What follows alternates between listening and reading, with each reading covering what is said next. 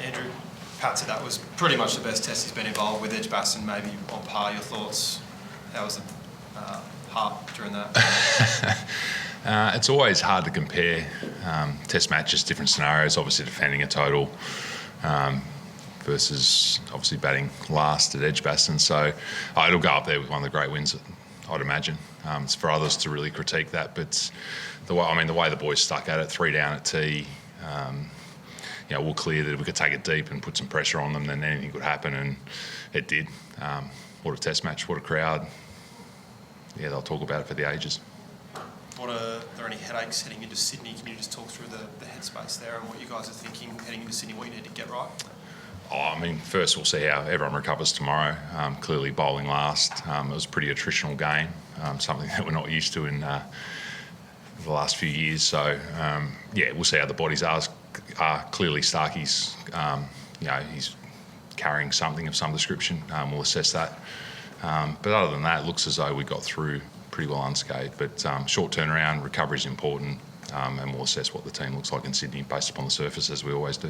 Do you reckon Starkey's any doubt at all in Sydney? Anytime you get through the game, it's always a good indicator that you're a chance at the next game. It didn't stop him. Clearly there was a little bit of discomfort early on in spells, but once he got warm, it seemed as though he was pretty free. Ball speeds were good. I think the morning session there, the 20 plus overs that we bowled there is probably as good as we've delivered.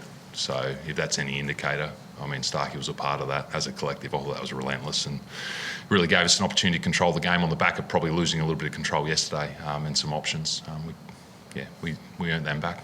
Can you run through going back to a couple of days before when you told Sam Ponsus he was going to play? What was first of all, what was that? I know you didn't deliver it, but the messaging along the way in terms of how he might play Test cricket, did you have to give him a bit more extra guidance because he's so young? No, we knew what we're getting into. As selectors, you follow that journey. Did we get a little bit more than what we expected? No doubt about that. His ability to put pressure on, and I think people talk about sort of heavy duty runs in the first innings, and he put pressure back on and allowed our middle order to get to work, and Steve Smith capitalised in that, and Marnus was good. So it set the tone, there's no doubt about that, and I thought that combination at the top looked like something going forward that could work. Your reactions live when he was first ramping and doing all that kind of stuff? We knew what we were getting ourselves into.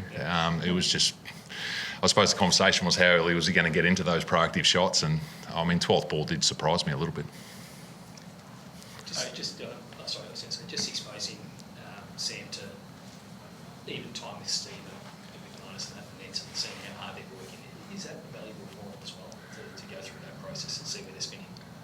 I think he was out there for about an hour and a half the other day, the day before. If I put a coach's lens on this, no, it's not good because it's more hours for us. But there's no doubt, when you're talking about a team that's sort of going through transition, if you want to frame it that way, the ability to immerse yourself with those senior players through that period is incredibly important. He's going to be a better player by being in the environment, the conversations that happen, the nuances to the game. I think that's incredibly important on that journey to learning. And can you get that at Shield cricket? There's no doubt you can, but when you go a level up, the exposure to this level, I think creates different conversations. And I think he's a fast learner, so I think he's on the right path.